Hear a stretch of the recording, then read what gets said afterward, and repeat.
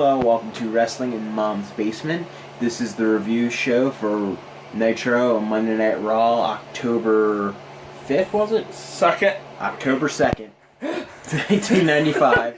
I, of course, am Patrick Young. This guy to my right is the world's biggest Ms. and Mrs. fan, Joe Bonito. Thank you. Yes. Pat likes Mrs. A's, as we learned in Philly. Yes. He said Maurice was a lucky girl. He told Mrs. A's. I did compliment Mrs. Ass as he was walking away. You said Maurice is a lucky girl. I know episode 1 when he got naked, you were also it. I may have been. You can't prove I was. You can't prove I wasn't. Uh-huh. Oh, he's a good-looking fella. He looks better than his wife, wasn't so. He looks better than Alexa. People you love. Well, anyway. Well, I'm just trying to prove a point. You have a good taste in men. Apparently, in your eyes, I have better taste in men than women. Yeah, your woman's wrestling game, you gotta step up, because most of the ones you pick up no talent. And what I always tell you, ring talent makes you hot. Alright, well, anyway, let's get past this. Raw and Nitro from October 2nd. Well, alright, roll episode 129 from the Grand Center, Grand Rapids, Michigan. Speaking of hot woman, the show starts with a replay of Smoking Guns, one of the WWF title television. Hot woman? Yes. And on the topic of hot woman, 1, 2, 3 Kid versus Razor Ramon to kick us off. Yes. Okay, hold on. What are you aren't going to know what happened? Pat's just going to tell you how he feels. I don't know, you just paused there. Because I'm trying to learn how to read. Before things just start, they recap the history between Kid and Razor, focusing on Kid's 2 wins, including the one in 1993. Kid lights Razor up with some kicks to start. Razor got a full-way slam by his Malenko stole when Dean Douglas comes out to take notes. He walks out short after Kid misses a spin heel kick that eats a clothesline that ends things at 2:55. Kid apparently is happy with that, and Tim White attacks. Tim White decides this is somehow legal and formal, allowing the match to continue. They go to commercial, and when they return, we find out that Razor beat him again. Only for the match to continue once more, I don't even know what was happening at this point. Razor Kid, the Razor Razor, chose not to use a small package for the win instead. Sort of the best of 5 match. Yeah. Unofficially. Apparently, WWF was a circus, in fact, back then. It's not bad storytelling that 1, 2, 3 Kid wants to literally fight Razor 3 times even after he loses because he knows he can beat him because he's already done it twice. But it did kind of get a little repetitive and a little redundant to have him really go 3 times after he lost. So it was a good match, but I think it was kind of a roundabout way to get there. That they probably could have had a best of 3, or if they wanted to, best of 5, and just Razor squash them 2 minutes each. Yeah, it was certainly odd. Razor got back his world wins against the Kid. Yes. And then some. Strange match. It wasn't too good for me to consider who's in it. Not done yet. Kid tries to roll up Razor in the bell game. Kid feels remorse and turns back to Razor. So Razor can attack. Razor decides against it instead of shaking Kid's hand. Vince and King pull out coming in your house pay-per-view. They then hype a special hotline that you could call to tell them whether or not you believe O.J. Simpson was guilty. Yes, there were O.J. references of both Raw and Nitro. I'm guessing it was sometime around the ending of the O.J. trial. Barry Hart was versus Hunter Hearst Helmsley. Is it the first appearance of Hunter Hearst Helmsley on Raw? That we've been doing, correct? Yeah, that we've been doing, yes. Yeah. Less than 2 months ago, Hart got his push and even picked up a win over Skip at SummerSlam. For those of you that didn't know that. The crowd actually chants for him too and pops for his multiple flashy pin attempts. Vince is unintentionally hilarious by little commentary. Going back to the OJ thing. Because while discussing the OJ trial, his bewildered response of who? When King mentions Clarence Mason is splendid. Harwood seriously picks up about 6 near falls in various ways. He sets too early on back by drop leading to the pedigree. Yeah, overall, probably a little bit more of an even squash match. But it was pretty much Barry Horowitz just going for roll-ups. And then Hunter wins with the pedigree.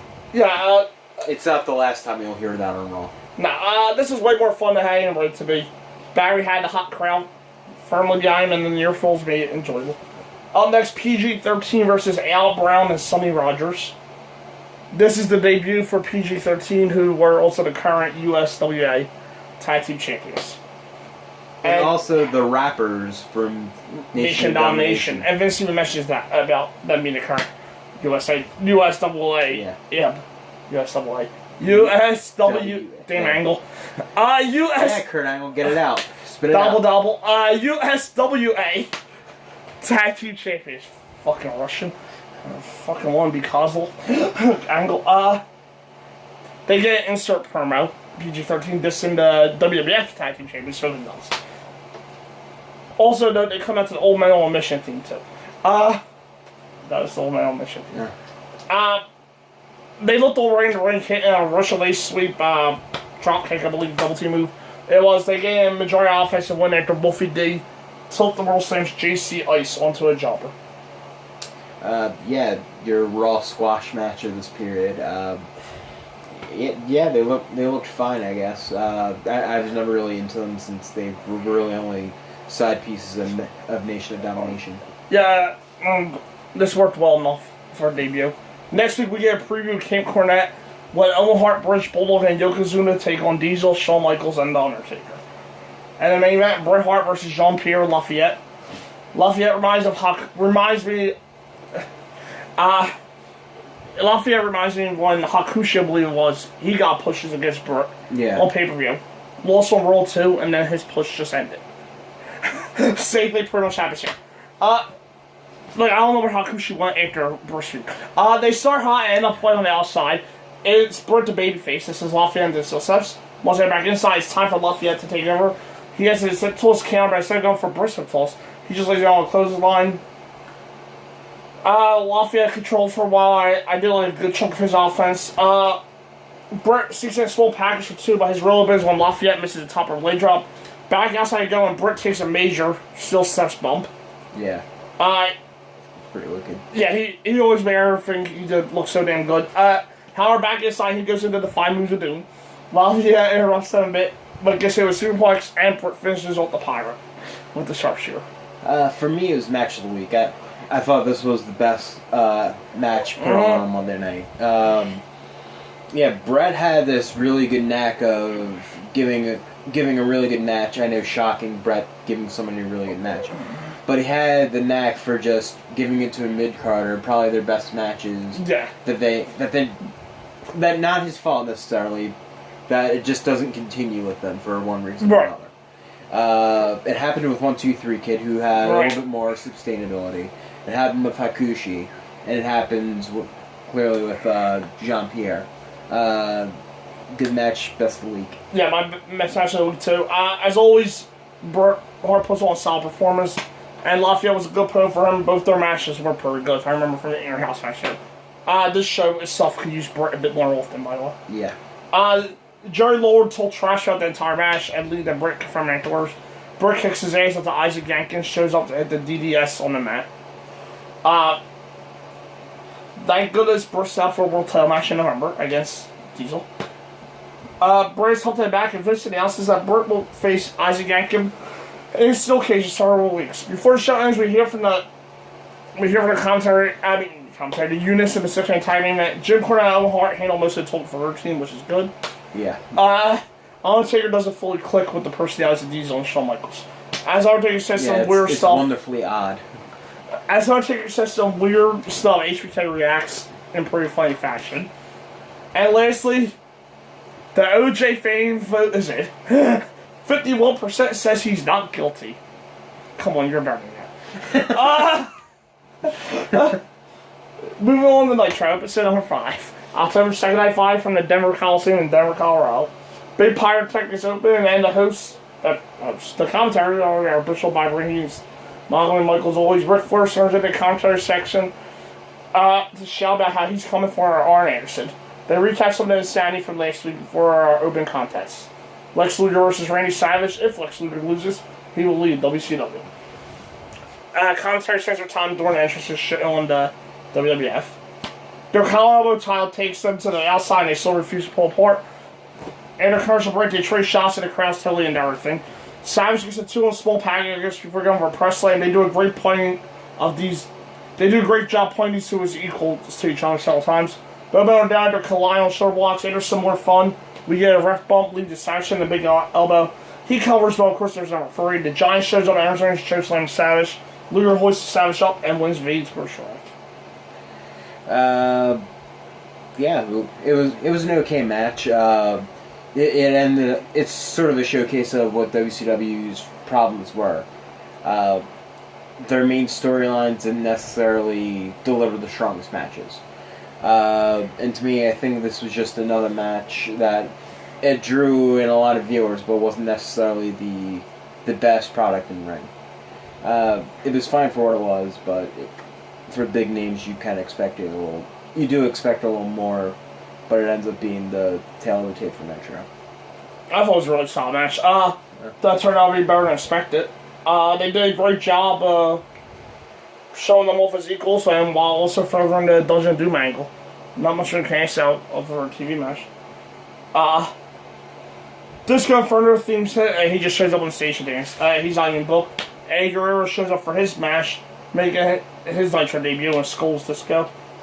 Malenko versus Eddie Guerrero. A few months earlier than this, these two had one of the best matches in ECW history. Oh, yeah. And as they been farewell to that company.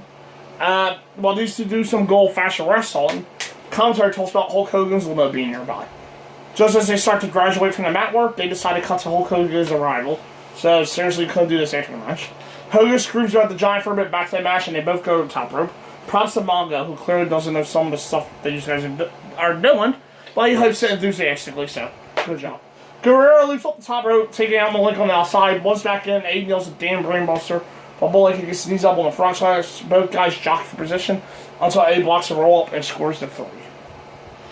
Yeah, it's a shame that literally half the match is talking about Hogan and then showing Hogan.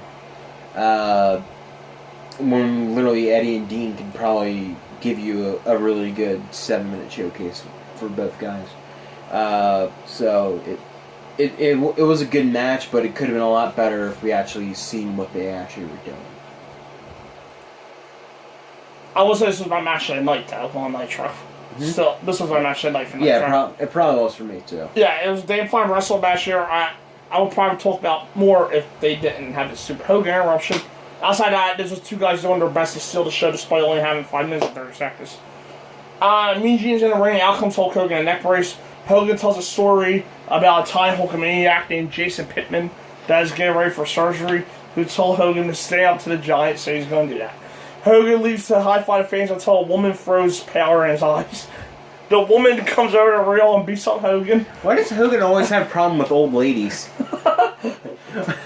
He does. There was that meme or gif out there of that old lady trying to punch Hollywood Hogan. Yeah. Flair comes out of the audience dressed as an older woman, and so does Kevin Sullivan. You ruined it for them.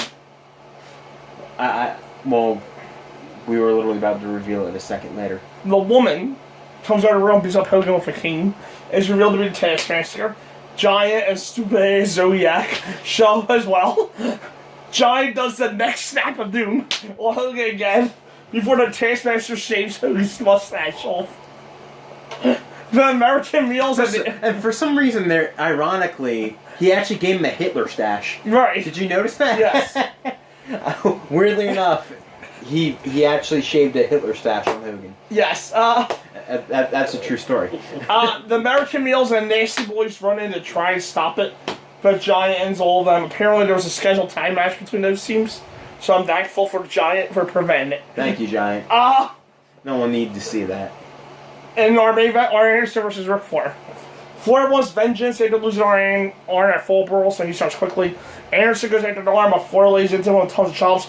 Arn pulls a page out, Flair's bulk recognized. They end up brawling on the outside where Flair takes back body drop. Inside, Arn is back to work on the arm. That doesn't last. Souls there. Back outside where Arn takes the back bump it now. Inside, Flair locks in a figure 4. Brian Pillman runs in and climbs the ropes, getting Arn disqualified before he actually does anything. Arn disqualification for Flair. I thought it was fine for what it was. And I think we're going to get a little bit more of continuation in the coming weeks. Actually, next week, didn't they announce it? Yes. Yeah. Well, we'll get more of a continuation next week, a little bit more of a climax to the Arn Anderson and Ric Flair rivalry. But not a bad showing, I think. The climax this past month I had a good climax this past month with the New Japan climax. Yeah, no, I heard a lot of good things about two semifinal matches. Yeah, I'll give you a listen. Nice to watch. All right.